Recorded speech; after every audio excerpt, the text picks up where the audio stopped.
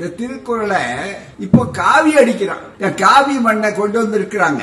ஆனால் நீங்கள் என்ன செய்தாலும், உங்கள் ஆவி போகிற வரையில் நீங்கள் கத்தினாலும், நீங்கள் எவ்வளவு பெரிய எத்தனை கடவுள்களை கூட்டி வந்தாலும் வீடு முடிக்காது. எல்லா கடவுளையும் பாதுகாக்கிறவர் அவர் தான். இங்க காணாமற் போன கடவுள் நலங்களையும் கூட்டிட்டு வர்றவர் அவர் தான். வடக்கிருந்து வந்து சில பேர் குறுக்க போலான்னு பாக்குறான். இங்க சில பேர் அதுக்காக அடமானம் வச்சுட்டு காத்துக்கிட்டு இருக்கிறான், அடிமைச்சாசனம் கொடுத்து. இன்னைக்கு ரொம்ப பேருக்கு வந்தா ஆங்கிலம் என்னன்னு தெரியாது. பாவம் அமித்ஷாவுக்கு தெரியாது. அதுதான் அவர் மகன் என்ன பேசுவார் தவிர கிரிக்கெட் கிளப்ல போய் அவருக்கு தெரியாது. போறாமே அயோத்தியிலேயே அவர்கள் வெற்றி பெறலையே. எனவே அங்கே ராமன் கை கொடுக்கல. ஆனா அது மாதிரி இங்க வந்து முருகனை என்று காட்டி எல்லாம் சொல்லிவிட்டு அது எல்லாரையும் கொச்சப்படுத்தலான்னு பெரியார், அதே மாதிரி அண்ணா, அதே மாதிரி கலைஞர், அதே மாதிரி எங்களை எல்லாம் போட்டு பெரிய அளவுக்கு இன்றைக்கு பிரச்சாரம். தங்களுடைய கொள்கையை அடமானம் வைத்தது மட்டுமல்ல, இயக்கத்தையே அடமானம் வைத்து விட்டவர்கள் சொல்லுவதற்கு வெட்கமா இருக்கு. ஏன்னா தாய் கழகத்தை சார்ந்தவர்கள் நாங்கள். திமுக ஆட்சியை வீட்டுக்கு அனுப்ப வேண்டும். திமுக ஆட்சியை நாங்கள் எப்படியாவது வீழ்த்தி விடுவோம்.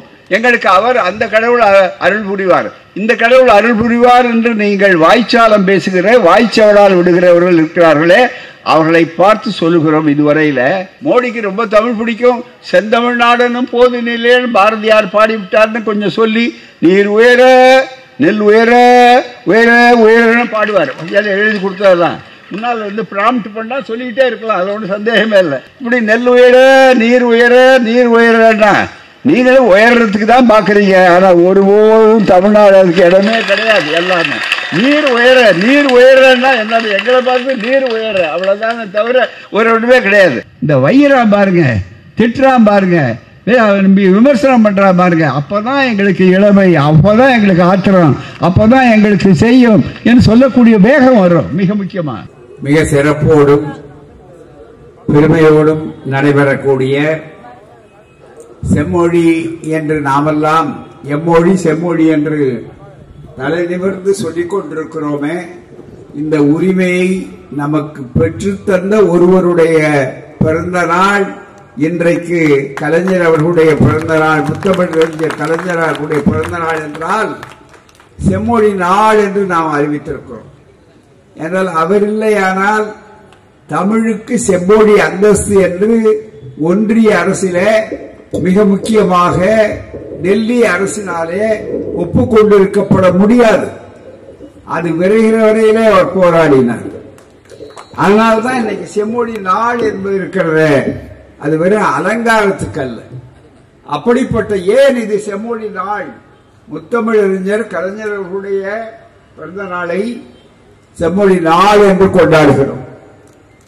எப்போதும், இப்போது மட்டுமல்ல, இது அடுத்த முறையும் முதல்வர் தான், இன்றைய முதல்வர் தான் வருவார், இதைவிட அதிகம் மக்கள் அவருக்கு ஆதரவு தருவார் என்பதை நமக்கு மிக தெளிவாக இங்கே நம்முடைய மாண்பமை அமைச்சர் அவர்கள் இங்கே எடுத்து சொன்னார்கள். அறநிலையத்துறை அமைச்சர் அவர்கள் இவர் எப்படி மக்களை எல்லாம் தோழர்களை எல்லாம் கூட்டி இங்கே சிறப்போடு இந்த விழாக்களை நிகழ்ச்சிகளை ஆண்டுதோறும் நடத்தி கொண்டிருக்கிறார்கள்.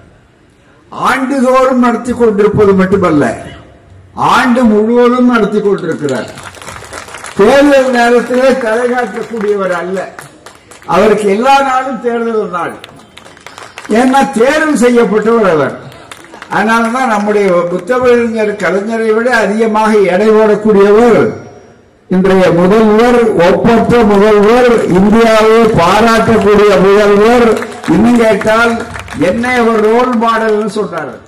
நான் ஒன்னும் ரோல் மாடல் அல்ல, ரோல்டு மாடல், அவ்வளவுதான். மிக முக்கியம். ஆகவே அப்படிப்பட்ட இன்றைக்கு ரோல் மாடல்னா இந்தியாவுக்கு மட்டுமல்ல உலகத்துக்கே நம்முடைய முதல்வர் தான். இன்றைய முதல்வர் முத்துவேல் கருணாநிதி ஸ்டாலின் என்று தன்னை பதவி பிரமாணம் எடுத்துக் கொண்டவர் தான் இன்றைக்கு ரோல் மாடல். யாருக்கு? நமக்கு மட்டுமல்ல, ஆஸ்திரேலியாக்காரனுக்கு, கனடாக்காரனுக்கு ரோல் மாடல். நான் ஏதோ பெருமைக்காக சொல்லுகிறேன் நீங்கள் நினைக்க வேண்டாம், அதை அடுத்து சொல்லுகிறேன். ஏனென்றால் நம்முடைய மதிய உணவு திட்டம் இதுவரையில ஓரளவுக்கு பரவுச்சு. முன்னால காமராஜர் காலத்தில் ஆரம்பிச்சு அதுக்கு முன்னால தியாகராயர் காலத்தில் ஆரம்பிச்சது. நீதி கட்சி தான் முதல்ல மாநகராட்சியில இதை தொடங்கியது. இந்த வரலாறு எல்லோருக்கும் தெரிய வேண்டும். பிறகு பகல் உணவு திட்டமாக காமராசர் கல்விவள்ளல் காமராசருடைய காலத்தில் வந்தது. அதற்கு பிறகு எம்ஜிஆர் அவர்கள் அதை சத்துணவு திட்டமாக கொண்டு வந்து அறிவித்தார்கள். வளர்ந்தது. ஒரு ஆட்சி மாறினாலும் தவறாக அவர்கள் இந்த கொள்கையை விட்டு விடவில்லை. இந்த கொள்கையில இருக்கிற பிடிமானம் அதுதான் காரணம். என்னவென்றால் மிக முக்கியமாக தெரிந்து கொள்ள வேண்டியது, வள்ளுவர் செய் திருக்குறளை மறுவர நான் கொண்டோன். திருக்குறள் கேட்டார். அவர் பேராசிரியர் ஞானசம்பந்தம் அவர்கள். ஆகவே அவர் பேராசிரியர் குறளை கேட்டார்.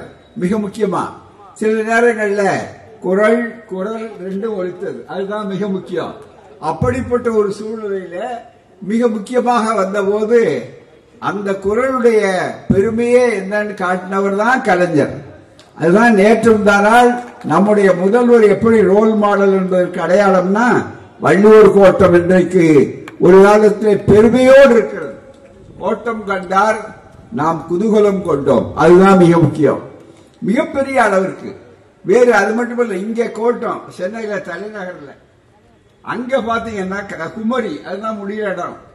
அங்கதான் வானலாக உயர்ந்து 133 அடி உயர்த்த கலைஞர் செய்தார். இந்த திருக்குறளை இப்போ காவி அடிக்கிறான் பூராமை. காவி மண்ணை கொண்டு வந்திருக்கிறாங்க. ஆனால் நீங்கள் என்ன செய்தாலும் உங்கள் ஆவி போகிற வரையில் நீங்கள் கத்தினாலும் நீங்கள் எவ்வளவு பெரிய எத்தனை கடவுள்களை கூட்டி வந்தாலும் மிக முக்கியம். எல்லா கடவுளையும் பாதுகாக்கிறவர் அவர் தான். இங்க காணாமற் போன கடவுள் நலங்களையும் கூட்டிட்டு வர்றவர் அவர் தான். காணாமற் போன கடவுள் நலத்தையும் மீட்டிருக்கிறார். இவ்வளவு புள்ளி உரை சொல்றார் சட்டமன்றத்தில். அதை விட காணாமல் போன கடவுள்களையும் கொண்டு வந்திருக்கிறார். அவர் விசா இல்லாமையே பாஸ்போர்ட் வாங்காமையே போயிட்டாரு. மிக முக்கியமா கண்டுபிடிச்சு கொடுக்கிறாரு. அவர் சொல்லியே அவரே இவ்வளவு செஞ்சாலும் சாதனைகள் ரொம்ப முக்கியம், மக்கள் முக்கியங்கிறதுனால தான் மக்களை நம்பி இது மாதிரி நிகழ்ச்சிகளை நடத்தி கொண்டிருக்கிறார். இல்லைன்னா வெறும் பஜனை பாடிட்டு அவர் பாட்டுக்கு ஒரு மாநாடு நடத்திடலாம். இதை விட ரொம்ப மிக முக்கியமா. ஆனால் அதெல்லாம் பயன்படாது என்பதை இன்றைக்கு காட்டுகின்ற அளவிலே தான் இன்றைக்கு கலைஞர் பிறந்தநாள் விழாவை நாம் இவ்வளவு பெரிய திருவிழாவாக கொண்டாடுகிறோம். கலைஞருக்காக அல்ல, திராவிட இயக்கத்தின் பெருமைக்காக அல்ல. அப்படிப்பட்ட அருமையான இந்த மொழி நாள், முத்தமிழறிஞர் கல்லூரிய செம்மொழி நாள் என்று சொல்லக்கூடிய இந்த நிகழ்ச்சிக்கு அருமை நண்பர் வில்லிவாக்கம் மேற்கு பகுதி கழக செயலாளர் கூபி ஜெயின் அவர்களே, அதான் மிக முக்கியம். அவர் ரொம்ப நமக்கு பழக்கமானவர். அவர் தான் இவருடைய பிரதிநிதி வந்து திரளுக்கு வருவார் பூராமே. அதாவது சமணமும் இந்த இயக்கமும் ரொம்ப நாளைக்கு முன்னாடியே வந்தது. அதனால ஜெயின் ஜெயிப்பு எல்லாம் நமக்கு மிக முக்கியமானது, மிக முக்கியமா.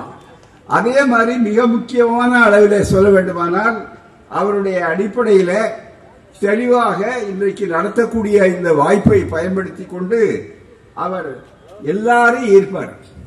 அதுல எனக்கு ரொம்ப மிக முக்கியமா நம்ம பேராசிரியர் ஞானசம்பந்தவர் ரொம்ப ஆழமானவர், தெளிவானவர், தமிழ் கூறும் நல்லுலகம் பாராட்டக்கூடிய மிக ஆற்றல் வாய்ந்த பெருமைப்படக்கூடியவர். அவருக்கு கட்சி கிடையாது, கொள்கை உண்டு. அதுதான் மிக முக்கியம். எங்க வேணாலும் போவாருங்கிறது இல்லை. இந்த கொள்கைக்கு அவர் தன்னுடைய கொள்கைக்கு ஒத்தவர்களால் வருவார். இதுதான் மிக முக்கியம். ஆனால் எல்லோரையும் ஈர்க்கக்கூடிய ஒருவர் திராவிட இயக்க தலைவர். திராவிட இயக்கம் இன்றைக்கு அனைத்து மக்களையும், அதே போல கவிஞர் சிநேகர், இன்னைக்கு தான் நான் அவரை பார்க்கிறேன், இவரை பல முறை சந்திச்சிருக்கிறேன் அவரு. அதனால மக்கள் நீதி மையம் அவர்கள் சார்பாக அந்த பொறுப்பில் இருக்கார் பூராமே. அதுல ரொம்ப சிறப்பு என்னன்னா அதனுடைய நிறுவன தலைவராக இருக்கக்கூடிய கலைஞாரி கமல் அவர்கள் ஒரு நல்ல பெரியார் பற்றாளர் மட்டுமல்ல, சீரிய பகுத்தறிவாளர். அதுதான் மிக முக்கியம். நாங்கள் அவரை கலைத்துறை நல்ல பகுத்தறிவாளர், அதனாலேயே அவர் பல இழப்புகளுக்கு கூட ஆளாகி இருக்கிறார். ஆனால் அவர் தன்னுடைய கொள்கைகளை வெற்றி பெறக்கூடிய பிடிவாதம் யாராவது வந்ததுன்னா அது மாதிரிதான். அப்படிப்பட்ட அருமை நண்பர் அவர்களே, அதே போல இங்கே சிறப்பாக நன்றி உரை கூற இருக்கிற தீனதயாளன் அவர்களே, மற்ற நம்முடைய அமைச்சர் அவர்கள் யார் யாரெல்லாம் முக்கியமா அவருக்கு ஒவ்வொருத்தரும் மனப்பாடமா தெரியும். ஏன்னா தோழர் அவருடைய பலமே எங்க இருக்குன்னா இந்த ரத்த ஓட்டமே தோழர்கள் மத்தியில தான் இருக்கு. இந்த மேடையை யார் அமைக்கிறார்கள்னா அவருக்கு தெளிவா தெரியும். அதனாலதான் அவர் சேகர் பாபு அல்ல செயல் பாபு என்று நம்முடைய முதலமைச்சர் அவர்கள் தெளிவாக சொன்னார். ஆகவே அப்படிப்பட்டவர். இன்னும் கேட்டா ரொம்ப வேடிக்கை என்னன்னா நாங்க 2 பேரும் சண்டை போடக்கூடியவர்கள். அவர் கடவுளை பாதுகாக்கிறவர், நாங்க கடவுளை மனிதன் நினைவு சொல்லக்கூடிய பெரியாருடைய தொண்டன். ஆனா 2 பேரும் நாங்க ஒற்றுமையா இருக்கிறோம். காரணம் என்னன்னா இதுல யாரும் குறுக்க போக முடியாது. வடக்கிருந்து வந்து சில பேர் குறுக்க போலான்னு பாக்குறான். இங்க சில பேர் அதுக்காக அடமானம் வச்சுட்டு காத்துக்கிட்டு இருக்கிறார். அடிமை சாசனம் கொடுத்து நல்ல அழகா சொன்னார். அடிமை சாசனம் எழுதி கொடுத்துட்டாங்களே அவருக்கு தான் தெரியும். ஏன்னா அவர் ரொம்ப நாளா இருந்து பழக்கப்பட்டவர், இருந்த இடம் அது. அதனால அவங்க யார் யார் எப்படி எப்படி சொல்ற நான் சொல்லலாம் உரிமையோட, மற்றவங்களுக்கு சொல்ல முடியாது. இருந்த இடம் வேற, இருக்கிற இடத்தினுடைய தன்மை அவருடைய பெருமை, அதுதான் மிக முக்கியமா இருந்த இடம். ஆகவே அப்படிப்பட்ட ஒரு அற்புதமான ஒரு தலைவர், அவர் செயல் வீரன். இவர்களெல்லாம் மக்கள் மத்தியில வந்திருக்கு. இப்ப வாகின்ற இந்த கூட்டங்கள் ஆளுங்கட்சியாகி அவர் அமைச்சராகி நடத்தல. அதுதான் மிக முக்கியம் கவனிக்கணும். எதிர்கட்சியாக இருக்கிற போதே எல்லா மேடைகளிலும் எதிர்கட்சியாக இருக்கிற போதே அவர் எல்லா இடங்கள்லையும் பெரியார் திடல் எப்பவும் அவருக்குரியது. அதுதான் மிக முக்கியம். எங்களுக்கு வேடிக்கையா இருக்கணும். என்ன ஒரு முரண்பாடு, நகை முரண்பாடு மாதிரி இருக்க போறாமே. அவர் பூரா அங்க கோயில சாயம் அடிச்சுக்கிட்டு இருக்கிறாரு. அதுல ஒரு மகிழ்ச்சி, அதனால வெற்றி. இப்ப நாங்க கடவுள் இல்லைன்னு சொல்ற இயக்கம் திராவிட கழகம். ஆனா அந்த இயக்கத்துல ஏன் அனைத்து சாதியினரும் அர்ச்சகராகணும்னு சொல்றோம்? ஏன்னா எங்க கொள்கைங்கிறது வேற, உரிமைங்கிறது வேற. அதுதான் மிக முக்கியம். அந்த வகையில அவர் பாராட்ட வேண்டியது. மாறுபட்ட விஷயங்கள் வேற. உதாரணம், இந்த ஆட்சி கலைஞரால உருவான ஆட்சியினாலதான் மகா கும்பாபிஷேகம் அப்படின்னு மட்டுமே போடப்பட்டிருந்தல திருக்குட நன்னீர் ஆட்டு விழான்னு இடம் பெற்றதே இந்த ஆட்சி. திமுக நான் கலைஞரை வச்சுக்கிட்டே பேசுவேன், சிரிச்சுக்கிட்டே இருப்பார். அதுதான் வேடிக்கை. இவங்க என்ன பண்ணாங்க, இன்னும் கோபுரத்து மேல ஏற்றி விட வேண்டியவங்களே ஏத்துக்க. அதுதான் மிக முக்கியம். ஏன்னா அந்த செம்மொழி என்று கலைஞர் நம்மொழியை செம்மொழியாக ஆக்கினார். தாய்மார்கள், பெரியோர்கள், நண்பர்கள் இவர்கள் எல்லோரும் தெரிந்து கொள்ளணும். இளைய தலைமுறை திறமையாக சொல்லிக் கொள்ள வேண்டும், தெரிய வேண்டும். என்னன்னா ஆனா இந்த மொழிய மற்ற மொழிகள் வெள்ளைக்காரன் வந்தா ஆங்கிலம் ஒரு படையெடுப்பு. ஆனா அது பயன்படுது. இன்னைக்கு ரொம்ப பேருக்கு வந்தா ஆங்கிலம் என்னன்னு தெரியாது. பாவம் அமித்ஷாவுக்கு தெரியாது. அதுதான் அவர் மகன் என்ன பேசுவார் தவிர கிரிக்கெட் கிளப்ல போய் அவருக்கு தெரியாது போறாமே. ஆனா இன்றைக்கு அந்த ஆங்கிலத்தினுடைய பெருமையை உணர்ந்துதான் உலகம் பூரா மற்றவர்கள் பார்த்து கொண்டிருக்கிறார்கள். வெளியில போனா உலகத்தில் ஆங்கிலம் தான். பேராசிரியர் தமிழை கட்டிக்காரர் தான். வெறும் தமிழை மட்டும் படிச்சுட்டு போயிருந்தாலும் இங்கிலாந்துல என்ன பண்ண முடியும் நாம? அதுதானே மிக முக்கியம். மொழிகள் ஒரு பக்கத்தில் இருக்கட்டும். அந்த வாய்ப்பை பயன்படுத்தி கொண்டு வந்த நேரத்தில் சிறப்பாக நம்முடைய அமைச்சர் அவர்களுடைய முயற்சியினால இன்றைக்கு வளர்ந்து எந்த பழனி ஆண்டவரை அல்லது முருகனை தூக்கி கொண்டு கடைசி SOS கப்பல் மூழ்க போகும்போது ஒரு சொல்லுவான் என்னன்னா எங்களை காப்பாத்துங்கன்னு. கடவுள் பக்தியை கூட அவரு கருத்த நான் ஏத்துக்கல என் கருத்தை அவர் ஏத்துக்கிறார். இந்த விஷயத்துல வேற விஷயம், அது விவாதத்துக்குரியதல்ல.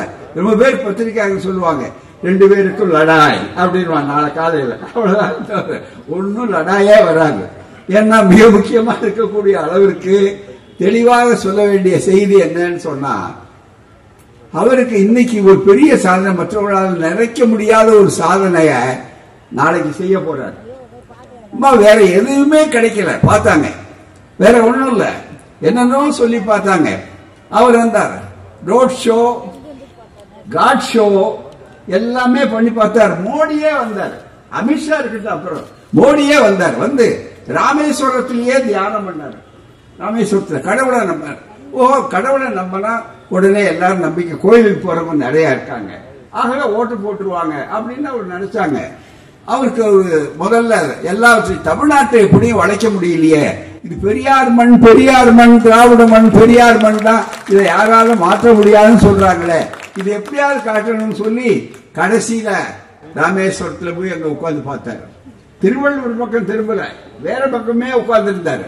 உட்கார்ந்து பார்த்துட்டு ராமேஸ்வரம் வந்தாரு. அந்த ராமேஸ்வரம் தொகுதியிலேயாவது ஒரு இடம் வந்திருக்கணுமா இல்லையா? பாராளுமன்ற சீட்ல வரலையே. அதுதானே மிக முக்கியம்.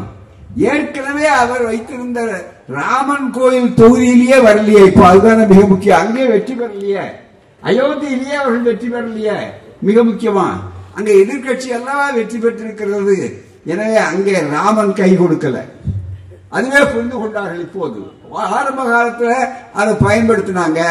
ஆனா அது மாதிரி இங்க வந்து முருகனை என்று காட்டி எல்லாம் சொல்லிவிட்டு அது எல்லாரையும் கொச்சப்படுத்தலான்னு பெரியார், அதே மாதிரி அண்ணா, அதே மாதிரி கலைஞர், அதே மாதிரி எங்களை எல்லாம் போட்டு பெரிய அளவுக்கு இன்றைக்கு பிரச்சாரம். தங்களுடைய கொள்கையை அடமானம் வைத்தது மட்டுமல்ல, இயக்கத்தையே அடமானம் வைத்து விட்டவர்கள் சொல்லுவதற்கு வெட்கமா இருக்கு. ஏன்னா தாய் கழகத்தை சார்ந்தவர்கள் நாங்கள். எவ்வளவு தூரம் இருந்தாலும் கூட அந்த இயக்கம் ஒரு இயக்கம் எதிர்கட்சியாகவாவது அவர்கள் இருக்க வேண்டும் என்று நினைப்பது ஒன்றும் தவறில்லை, கூறாமே.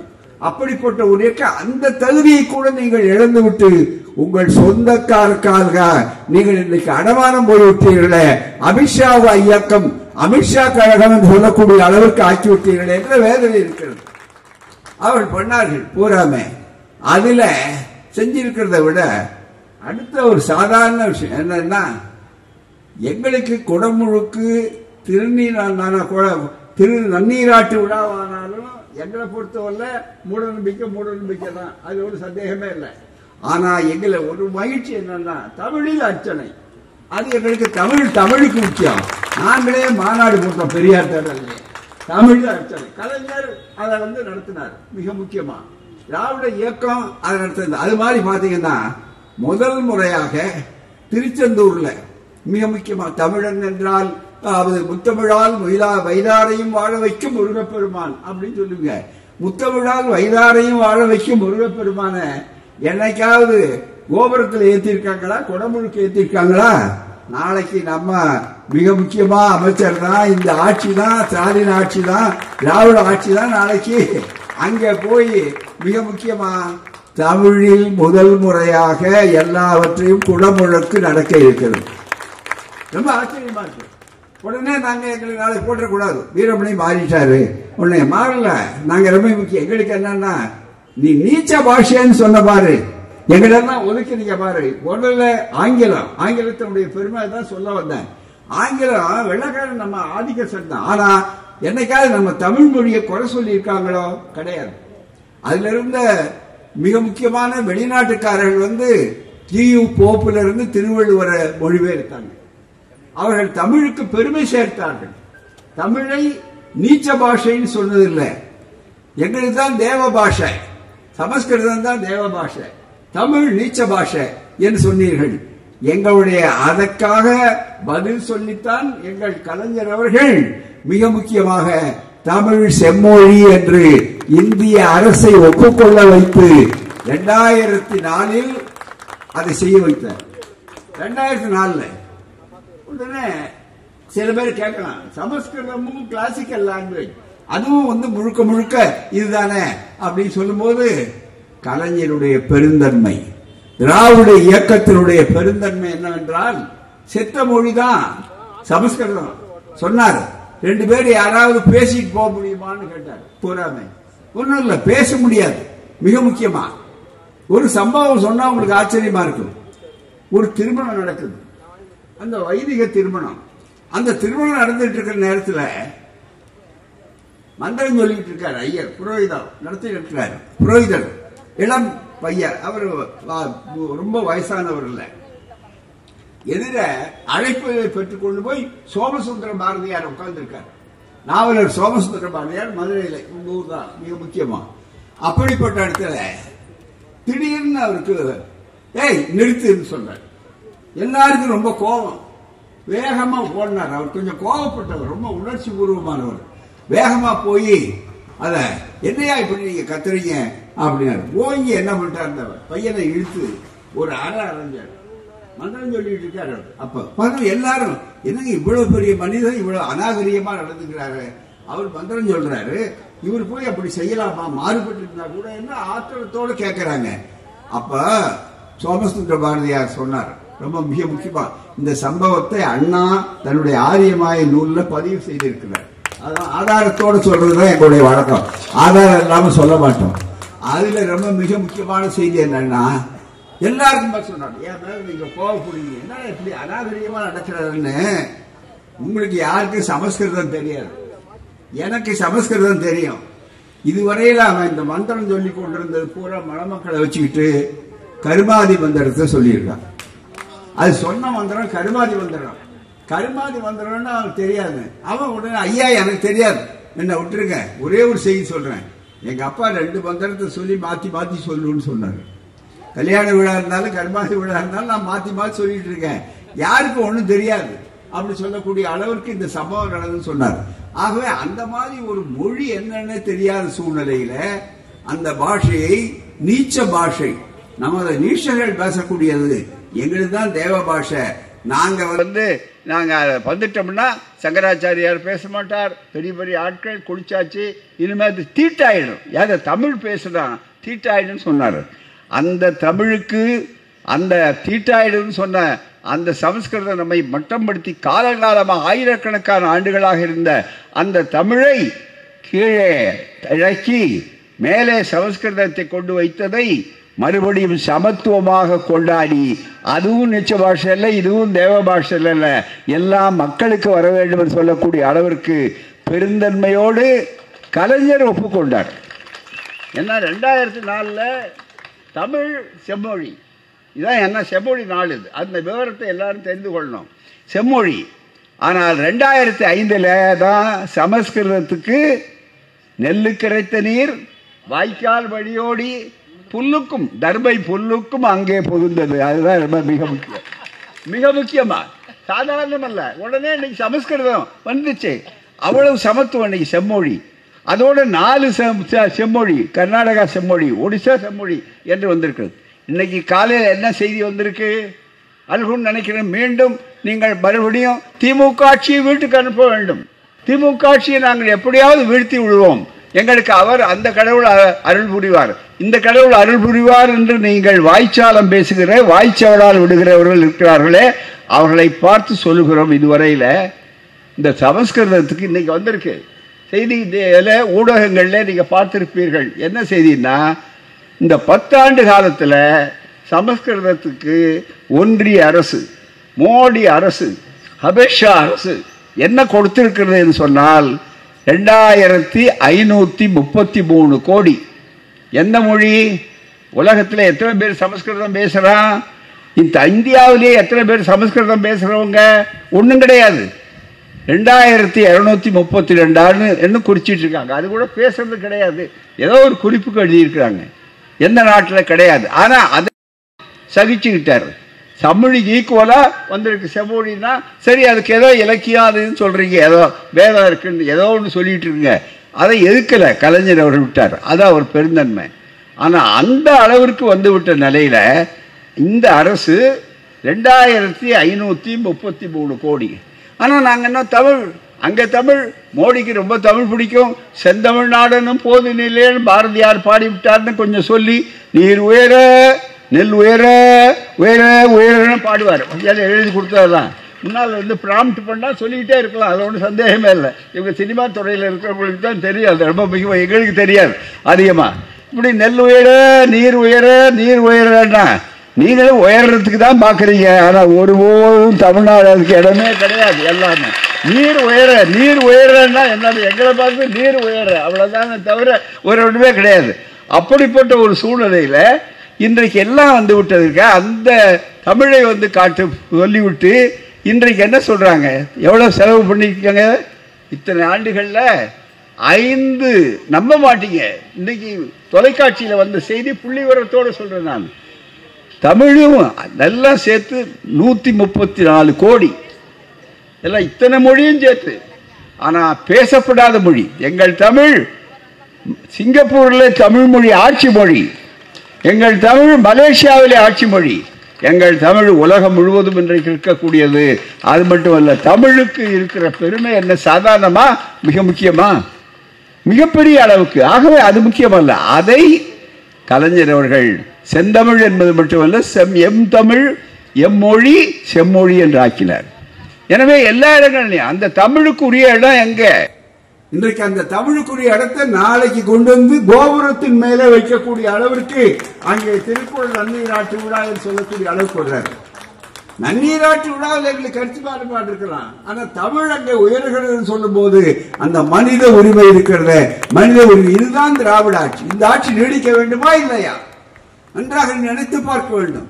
அதுக்காக தானே இந்த ஆட்சியை ஒழிக்கணும் தரான். இல்லைன்னா இவர்கிட்ட என்ன குறை காண முடியும்? நம்முடைய சொன்னார், ரொம்ப ஒரு சுருக்கமா அவர் சொன்னார், அதிகமா பேசல அவர். நம்முடைய அமைச்சர் அவர்கள் சொன்னார் என்னன்னா, ஒரு திரிசூலம் மாட்டிக்கிட்டு இருக்கு மோடி கிட்டயோ அமித்ஷா கிட்டயோ, திரிசூலம்.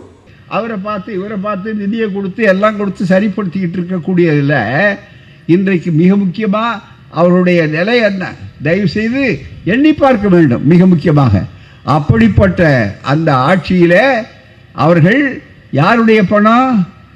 நம்ம மக்கள் வரிப்பணம். இது ஒன்றும் RSS நிதி இல்லை தமிழ் கொடுத்தது, இது ஒன்றும் பிஜேபியினுடைய நிதி அல்ல, எங்களுக்கு எங்க விஷயத்துக்கு கொடுப்போம் அப்படின்னு சொல்றதுக்கு மக்கள் வரிப்பணம். நீங்களும் நாமும் மிக முக்கியமாக சொல்லிக் கொண்டிருக்கிற இடத்துல இன்றைக்கு தமிழுக்கு அந்த பெரிய வாய்ப்புகள். எனவேதான் தமிழ் செம்மொழியாய் சொன்னால் உரிமை, அதுதான் மிக முக்கியம். வெறும் மொழிக்காக அல்ல, ஒரு பண்பாட்டு படையெடுப்பு. அந்த பண்பாட்டு படையெடுப்பை நாம் எதிர்கொண்டு நிற்க வேண்டும் என்றால் இன்றைய ஆட்சி எல்லா மக்களுக்காகவும். தாய்மார்கள் நிம்மதியா இருக்காங்களே, இதே மாதிரி எல்லாம் உட்கார்ந்து இருக்காங்க. சாதாரண இங்கே மட்டுமல்ல, நாற்காலி இருந்தது, இவ்வளவு பேர் நிற்கிறாங்க, ஆண்கள்லாம் இவ்வளவு பேர் நிற்கிறாங்க, ஜம்முன்னு உட்கார்ந்துருக்காங்க பாருங்க, எல்லாம் ரொம்ப நாற்காலில். அதுதான் முக்கியம், அதுதான் திராவிட இயக்கம், அதுதான் பெரியார் சாதனை, அதுதான் அண்ணா சாதனை, அதுதான் கலைஞர் சாதனை, அதுதான் ஸ்டாலின் அவருடைய சாதனை. என்ன மிக முக்கியம், நாற்காலி இருந்ததுயா 100 வருஷத்துக்கு முன்னால, உட்கார்ற தைரியம் இருந்ததா? என்ன சொல்லுவாங்க, இவ்வளோ ஆம்பளை என்ன பாரு, இவ்வளோ ஆம்பளை நிற்கும் போது இவங்க போட்டு பொம்பளை எவ்வளவு செருப்பு அப்படின்னு, வெறும் பெண்கள் சொல்ல மாட்டா, பொம்பளை அப்படின்னு. காலில் செருப்பு போடுறதுக்கு அனுமதி உண்டா? கேரளாவுக்கு போய் பாருங்க, கொடை பிடிக்கிறதுக்கு அனுமதி உண்டா? இது அத்தனையும் பெற்று தந்த இயக்கம் சுயமரியாதை இயக்கம், 100 ஆண்டுகளுடைய இயக்கம், திராவிடர் இயக்கம். மிக முக்கியமா ஓட்டு உரிமை இந்தியாவிலே வேறு எந்த இடத்திலும் உலகத்தில் கிடைக்காத போது முதல் ஓட்டுரிமை 1921 கொடுத்த ஒரு இயக்கம் தென்னிந்திய நல உரிமை சங்கம், ஜஸ்டிஸ் கட்சி, பார்ப்பலாதார் இயக்கம். அதே மாதிரிதான் முதல்ல செம்மொழி ஆக்கினார் கலைஞர். அது மட்டுமல்ல நண்பர்களே, கலைஞருடைய பெருமை நிறைய சொல்லலாம், நான் நிறைய சொல்லலை, அது பாட்டுக்கு பேசிக்கொண்டே இருக்கலாம். அவர்களுடைய பல்கலை கொள்கை கலைத்துறையெல்லாம் அவங்க சொல்லிட்டாங்க. மீது இப்போ இருக்கிறது தான் மிக முக்கியமாக இருக்கணும். இந்த ஆட்சியை எப்படியாவது ஒழிக்கணும். ஏன்னா இது ஆலமரம் மாதிரி கலைஞரும் பெரியாரும் அண்ணாவும் அதே மாதிரி நீதி கட்சியும் மிக முக்கியமாக இருந்த நேரத்தில். ஆனால் இந்த மரம் இன்னைக்கு கூட அசைக்க முடியாமல் இருக்க காரணம் இன்றைய ஆட்சி மாதிரி, ஸ்டாலின் ஆட்சி மாதிரி, ஒப்பற்ற ஆட்சி மாதிரி ஒரு பெரிய அளவு விழுதுகள் வேரை பாதுகாக்கின்றன, வேர்கள் விழுதுகளை பாராட்டுகின்றன. இதுதான் மிக முக்கியம். அப்படிப்பட்ட ஒரு சூழ்நிலையில் இந்த ஆட்சியை நான் மாற்றிவிடணும் சொல்கிறேன். ஒன்றே ஒன்று சொல்கிறேன், இன்னைக்கு சகோதரிகள் தாய்மார்கள் எல்லாம் இன்னைக்கு நிம்மதியாக உட்கார்ந்துருக்காங்க. எந்த காலத்திலாவது பெண்களுக்கு தமிழ்நாட்டில் சொத்துரிமை இல்லை, இந்தியாவில் சொத்துரிமை உண்டா? இந்து மதத்தை அவமானப்படுத்துகிறார்கள், இந்து மதத்தை பற்றி பேசுகிறார்கள் சொல்றீங்க. மற்ற மதத்தை விட இந்து மதத்தில் தானே பெண்களுக்கு சொத்துரிமை இல்லைன்னு சொல்றீங்க. அதை மாற்றி கொடுத்த பெருமை திராவிட இயக்கத்தால். அப்ப என்ன பதில் சொல்றீங்க? அப்ப என்ன குறை சொல்ற முடியும்? குறை சொல்லலையா, ஓட்டருக்கு சொல்றோம். இருட்டு இருந்தா இருட்டை காட்ட வேண்டி தானே, வெளிச்சம் போட்ட யார் என்று கேட்ட வேண்டாமா? அதுதானே மிக முக்கியம். இன்னும் கேட்டால் தோழர்களை ஒன்று சொல்லி முடிக்கிறேன், நேரம் அதிகமாக எடுத்துக்கொள்ள விரும்பவில்லை. மிக முக்கியமா நான் விட்டா பேசிக்கிட்டே இருப்பேன், வயசு இதெல்லாம் சாதனை, என் வயசை நீங்க தான் ஞாபகப்படுத்துறீங்க. அது கூட எனக்கு ரொம்ப வசதி என்னன்னா, இன்னைக்கு ஒரு நல்லது பண்ணார். எனக்கு 92 ஆகி இப்போ 93 வரப்போகுது, 91 சொன்னார். இப்படியே வயசை குறைச்சிக்கிட்டே இருக்கு, அதுதான் ரொம்ப மிக முக்கியம். இன்னும் குறைச்சா ரொம்ப முடியும், இப்படி திருப்பி போட்டால் கூட ரொம்ப வசதி. அதுதான் அதனால் மக்கள் மத்தியில் காரணம் எங்களை இவ்வளவு உற்சாகப்படுத்துறது, எங்களை என்ன சொல்லும்போது தான் என்ன இல்லை, கலைஞர் அப்படித்தான் பாடுபட்டார். நாங்கள்லாம் பெரியாரின் ஈரோட்டு குருகுலத்திலே உருவாக்கப்பட்டவர். எங்களுக்கு எதிர்நீச்சல் தான் பழக்கம். எங்களுக்கு அதுதான் பாராட்ட கேட்டு பாராட்டி போட்டு பாராட்ட கேட்டு எங்களுக்கு பழக்கம் இல்லை. இந்த வையராம் பாருங்க, திட்டுறான் பாருங்க, விமர்சனம் பண்றா பாருங்க, அப்பதான் எங்களுக்கு இளமை, அப்பதான் எங்களுக்கு ஆத்திரம், அப்பதான் எங்களுக்கு செய்யும் என்று சொல்லக்கூடிய வேகம் வரும். மிக முக்கியமா அந்த அளவிற்கு ஒரு பெரிய மாறுதல் இன்றைக்கு வந்திருக்கிறதுக்கு ஒரு சின்ன உதாரணம், பெண்களுக்கு சொத்துரிமை என்று கொண்டு வந்தார். ஹிந்து லா, ஹிந்து கோட் பில். யாராவது மறுக்க சொல்லுங்க. இந்து முன்னணியில் அப்படி ஏதாவது தீர்மானம் போட்டிருக்கீங்களா இதுவரையில? சனாதனம் எதை மறுத்ததோ அதெல்லாம் மாற்றி விடுவோன்னு சொன்னா, இன்னைக்கு தமிழ்நாட்டில் இந்த இயக்கம் இல்லைன்னா பெண்களை உடன்கட்டை ஏற்றிருப்பானே. பெண்களுக்கு அது மட்டுமல்ல, விதவைகள் சொல்லியிருப்பானே. எங்கள் தாய்மார்கள், எங்கள் சகோதரிகள், எங்கள் பிள்ளைகளை எல்லாம் கொண்டு வந்து கோயிலில் அனுப்பி, ஒரு பிள்ளை பிறந்தா கோயிலுக்கு போய் பொட்டு கட்டணும்னு சொல்லி கடவுளுக்கு இந்த பிள்ளையை விட்டோம்னு சொல்றத, அந்த பொட்டு கட்டுகின்ற தேவதாசி முறை என்பதை ஒழித்து கட்டிய இயக்கம் எது? இந்த கோளாறு வேற மதத்தில் உண்டா? அப்புறம் மதத்தை பற்றி பேசுறாம வேற எதை பற்றி பேசுறது? என்னை எது தடுக்கிறதோ, எனக்கு எங்கே நோய் இருக்கிறதோ அந்த நோயை குணப்படுத்துவதற்கு நான் ஊசி போட வேண்டாமா? தடுப்பூசி போட வேண்டாமா? தடுப்பூசி போட்டால் உடனே எனக்கு மனம் புண்படுகிறதுன்னு நீ சொல்லுவதா? தடுப்பூசி போட்டால் அது புத்தி வர்றதுக்காக தான் பெரியார் பாடுபட்டாரு. அதனால தான் மிக முக்கியம். இன்னைக்கு அனைத்து சாதியினரும் அர்ச்சகர். நேரா ஒழிக்க முடியல. ஒன்னு திரிசூலம் சொன்னேன், அது தொடர்ச்சியா சொல்றேன், மறந்துட்டான்னு நினைக்காதீங்க. இவ்வளவு விளக்கி சொல்லிட்டு அங்க வரணுன்றதுக்காக. திரிசூலம் என்னன்னா வேற ஒண்ணும் இல்ல. ஒன்னு சிபிஐ, இன்னொன்னு வருமானத்துறை, இன்னொன்னு அமலாக்கத்துறை. எனக்கு கூட நகைச்சுவை அரசராக இருக்கக்கூடிய பேராசிரியர் ஞானசம்பந்தம் செல்வத்துள் செல்வத்துள் செல்வத்துள் சொன்னாரு. எனக்கு என்னன்னு இந்த செல்வத்துள் எங்கேயாவது இருக்காதான்னு இவரை தேடிட்டு வர்றான் அமலாக்கத்துறை. வேற ஒண்ணும் இல்லை. செல்வத்துள் செல்வத்துள் போக நிறைய செல்வம் வச்சிருக்காங்க போல இருக்குன்னு. அதனால நியாயமா போகணும், இவர்கிட்ட தான் போகணும். ஏன்னா இவர் தான் வாழ்க்கை பூரா செல்வத்துள் செல்வத்துள் செல்வத்துள் செல்வம் செல்வம்னு சொல்லக்கூடிய அளவு இருக்காரு. ஆகவே இதையெல்லாம் நீங்கள் பார்த்து இங்கே செய்யக்கூடிய அளவிற்கு நீங்கள் வந்திருக்கிறீர்கள். அந்த அளவிற்கு வரும்போது பெண்கள், எங்கள் சமுதாயத்தினுடைய தாய்மார்கள், சகோதரிகள், இவர்கள் எல்லாம் இன்னைக்கு சொத்துரிமை, சாதாரண சொத்துரிமை இல்லை. எப்படி பெற்றாங்க? இது என்ன கோயில்ல வேண்டிக்கிட்டு வந்துருச்சா? இல்ல கும்பாபிஷேகம் நடத்தி வந்துருச்சா? அது வேற எதனால வந்தது? முழுக்க எப்படி வந்தது? கொஞ்சம் ஒரே நிமிஷம். என்னன்னா, அம்பேத்கர் சட்டம் கொண்டு வர்றாரு, உலக அறிவாளி. அவர் இல்லைன்னா இந்திய அரசியல் சட்டம் சமூக ரீதியா வந்திருக்க முடியாது. பெரிய புரட்சி, அமைதி புரட்சி வர்றாரு. அதுல அவரே சட்ட அமைச்சர். நேரு உட்கார்ந்து இருக்கிறார். எல்லாம் உட்கார்ந்து இருக்கும் போது வைதிகள் விடல, ஆரியம் விடல, சனாதனம் விடல, சங்கராச்சாரி போய் நிறுத்த சொல்றாரு, எல்லாம் சொல்றாங்க. அதனுடைய விளைவு அழுத்தமாக அவர்கள் குடியரசுத் தலைவரையே தங்கள் வயப்படுத்தி விட்டார்கள். அவர்தான் பாபு ராஜேந்திர பிரசாத். உடனே வந்த உடனே நேரு பார்த்தார், என்னால ஒன்னும் செய்ய முடியலீங்க. தன்னுடைய ஒப்புதல் வாக்குமூலத்தை அம்பேத்கரிடம் சொன்னார். அம்பேத்கர் மனம் நொந்து, நான் சட்ட அமைச்சர், இந்திய அரசியல் சட்டத்தை எழுதி கொடுத்தவன், ஆனால் அமலாக்கியவன் நான் கூட. அதுக்கு பிறகு கூட என்னால் இது செய்ய முடியவில்லை. ஆனால் இனிமேல் நான் இந்த சட்ட அமைச்சர் பதவியில் இருக்க தயாராக இல்லை, நான் பதவி விட்டு போகிறேன் சொன்னார். அவர் தான் என் லட்சியவாதி. எனக்கு பெரிய பதவி வரலையேன்னு அவர் ராஜினாமா பண்ணல, இருக்கிற பதவியை நான் போடுவேன்னு சொன்னார். அதனாலதான் பெரியார் ஒரு பக்கம்னா அம்பேத்கர் இன்னொரு பக்கம், ஒரே நாணயத்தின் இரண்டு பக்கங்கள். அப்படிப்பட்ட ஒரு சூழ்நிலை சாதாரணமானது அல்ல. எனவே அவர் ராஜினாமா பண்ணிட்டு போனார். அவரால் செய்ய முடியல, அம்பேத்கரால செய்ய முடியவில்லை. 1956 அந்த பகுதியில அந்த இடத்தை வெற்றிகரமாக செய்து முடித்த பெருமை யாருக்கு தெரியுங்களா? மாண்புமிகு சுயமரியாதைக்காரன் தன்னை அழைத்துக் கொண்ட கலைஞர் அவருடைய தலைமையில திராவிட முன்னேற்ற கழகம் தான் அதை சாதித்தது. ஒரு ஆச்சரியமா இருக்கும், திமுகவுக்கு இந்தியா பூராவிலும் எம்பிக்கள் கிடையாது. அதுக்காக அவர் அரசியல் வியூகம் ரொம்ப அழகா கலைஞர் நகர்த்துவார். காய் நகர்த்தினார்னா சாதாரணம் அல்ல. அவருக்கு தெரியும், இதனால் இவன் முடிப்பன் என்றாய்ந்து அதனை அவன் கண் விடல் என்பதல்ல. இவர் விடவே மாட்டார். அதை விட்டுட்டு அவர் புடிச்சுக்கிட்டு மிரட்டிக்கிட்டே இருப்பார். இது நடந்துதான் கேட்பார். அப்படிப்பட்ட சூழ்நிலையில இன்றைக்கு ஐக்கிய முற்போக்கு கூட்டணி காங்கிரஸ் பேர் இயக்கத்தோட இணைஞ்சு மிக முக்கியமா அந்த செயலை செய்ய வைத்தார். செயலை செய்ய வைத்து 2006 இது செஞ்ச உடனே, செம்மொழி ஆன உடனே அடுத்த சாதனை கலைஞருடைய சாதனை, இந்த செம்பொழி நாயகருடைய சாதனை என்னன்னா பெண்களுக்கு சொத்துரிமை உண்டு. இது எங்க இருந்து வந்தது? கலைஞருக்கு அதுக்கு முன்னால தமிழ்நாட்டில் சொத்துரிமைக்காக பாடுபட்டு முதல்வராக இருந்த போது செய்தவர் கலைஞர். காரணம் என்ன? இந்த ஆண்டு சுயமரியாதை இயக்க நூற்றாண்டு. செங்கல்பட்டுல போட்ட அந்த நூற்றாண்டு தீர்மானத்தில் என்ன தெரியுங்களா? பெண்களுக்கு சொத்துரிமை வேண்டும். இதுதான்.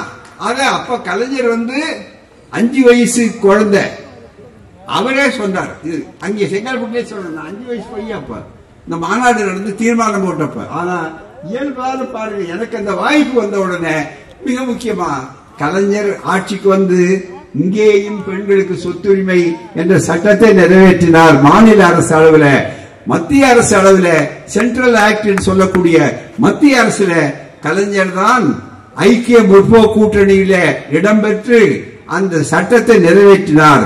அம்பேத்கர் விருப்பத்தை நிறைவேற்றினார். அம்பேத்கரால் செய்ய முடியாத அளவுக்கு அவர்கள் சூழ்நிலை உண்டாக்கினார்கள். அந்த இடத்திலே வெற்றி பெற்ற பெருமை திராவிட முன்னேற்ற கழகத்துக்கும் அவருடைய ஒப்பற்ற செம்மொழி நாயகராயிருக்கிற கலைஞருக்கு உண்டு. ஆகவே அப்படிப்பட்ட அவருடைய பெருமையை பேசுவதற்குண்டு. எனவே செம்மொழி என்பதும் மனித சமத்துவம், அதே போல சம உரிமை என்பதும் பெண்களுக்கான சமத்துவம். எனவேதான் தாய்மார்கள் எல்லாம் இப்ப நிம்மதியா இருக்காங்க. இதுவரையில இப்ப எல்லாரும் தெரிஞ்சு போச்சு. அதுக்கு மேல எனக்கு நகை வாங்கி கொடுத்தீங்களா, நட்டு வாங்கி கொடுத்தீங்களான்னு தான் சண்டை போடுவாங்களே தவிர எனக்கு சொத்து வாங்கி கொடுத்தீங்களான்னு சொல்ல மாட்டாங்க. இப்ப சொத்துரிமை ஆண்களுக்கு, அதுதான் மிக முக்கியமா. 2 பெண்கள் 2 ஆண்கள்னா 2 ஆண்களுக்கு மட்டும்தான் அந்த சொத்து சேரும். இது பழைய இந்துலா. அதை மாத்தி இப்ப என்ன பண்ணாங்க, 4 போடு. அதுதான் மிக முக்கிய. சமமா பொடி, பெண்களுக்கு சொத்துரிமை உண்டுனாரு. நம்முடைய இது கலைஞர் காலத்துல உண்டாக்குற வாய்ப்பை சொன்னேன். இப்ப நம்ம ஆட்சி ஏன் அந்த ஆட்சி மேல கோவப்படுறான், ஏன் இந்த ஆட்சி வரக்கூடாதுன்னு சொல்றான்? மிக முக்கியமா ஆரியம் ஏன் சீருகிறதுன்னு சொன்னால் நண்பர்கள் இந்த ரகசியத்தை புரிஞ்சுங்க, தாய்மார்கள் புரிஞ்சுங்க. மிக முக்கியமா என்னன்னு கேட்டா வேற ஒன்றும் போகல, ஒரே ஒரு விஷயம். இன்னைக்கு ஒரு புதுசா சட்டமன்றம் அவர் பாட்டுக்கு சாதனையா தினமும் பண்ணிட்டு இருக்கிறதுனால 1-2 மட்டும் பேச முடியும். பேசுறவங்க எழுதுறவங்க ஒரு சாதனையை பாராட்டி எழுதுறதுக்குள்ள, வரவேற்று விளக்கி எழுதுறதுக்குள்ள 3 சாதனை செஞ்சுட்டு இருக்காரு. அதனால அது எழுதுறதுக்கே கூட பேசுறதுக்கு கூட வருஷப்படுத்த முடியல, அவ்வளவு தூரம் இருக்கு. ஒரு சின்ன உதாரணம், இப்ப இந்த முறையில் என்ன சொன்னாங்க, இந்த பத்திரப்பதிவு இருக்கு பாருங்க, பத்திரப்பதிவு துறை தான் இன்னைக்கு நம்ம கையில இருக்கு. எல்லாரும் பத்திரம் பதிவு பண்றாங்க, அதுக்கு பாதுகாப்பு எல்லாம் செய்யறாங்க. நீங்க பத்திரிகையில பார்த்திருப்பீங்க. இந்த ஆட்சி, இன்றைய ஆட்சி திராவிட மாடல் ஆட்சி, மற்றவங்களுக்கு எடுத்துக்காட்டான ஆட்சி என்ன செய்திருக்கிறது என்றால் ஒரு சின்ன திருத்தம். பெண்கள் பேரால பத்திரம் பதிவு செய்யப்பட்டால் ஆண்கள் பேர்லயே பண்ணிக்குவான் எல்லாத்தையுமே. அதை மாற்றி சட்டம் வந்தா மட்டும் போதாது, நடைமுறைக்கு வந்தவதற்காக பெண்கள் பேரால் பத்திரம் பதிவு செய்யப்பட்டால் 10 விழுக்காடு சலுகை. யாரு? எந்த ஆட்சி? இந்த ஆட்சி. இவ்வளவு பெரிய வாய்ப்பு இந்தியாவில் எங்கேயாவது உண்டா? மகளிருக்கு உண்டா? நிம்மதியா நிறைய பேசிக் கொண்டிருக்கலாம். ஆகவேதான் இந்த ஆட்சியை காப்பாற்ற வேண்டும் என்பது ஸ்டாலினுக்காக அல்ல, முதல்வருக்காக அல்ல, எங்களுக்காக அல்ல, அமைச்சருக்காக அல்ல, உங்களுக்காக, உங்கள் சந்ததிக்காக, உங்கள் வருங்காலத்து பேரப்பிள்ளைகளுடைய நல்வாழ்வுக்காக, எங்களுக்காக அல்ல. ஆகவேதான் கொள்ளிக்கட்டை எடுத்து தலையை சொரிந்து கொள்ள மாட்டார்கள் தமிழர்கள், புத்திசாலிகள். ஆகவேதான் மிக முக்கியமாக இன்றைக்கு நீங்கள் எத்தனை கடவுள்களை நீங்கள் கூட்டி வந்தாலும் உங்களுக்கு நிச்சயமாக நீங்கள் அவர்களை நம்புங்கள், நாங்கள் மக்களை நம்புகிறோம், மக்களிடம் கேட்கிறோம், மக்களை சந்திப்போம். மக்கள் இந்த ஆட்சியை பாதுகாப்பார்கள். இந்த ஆட்சியுடைய பலம் இது வெறும் அமைச்சர்கள் மட்டுமல்ல, செயல்கின்றவர்கள் மட்டுமல்ல, மக்கள். மக்கள் ஒருபோதும் மக்களை விட்டு இந்த இயக்கம் மக்கள் இயக்கமாக இருக்கிறது.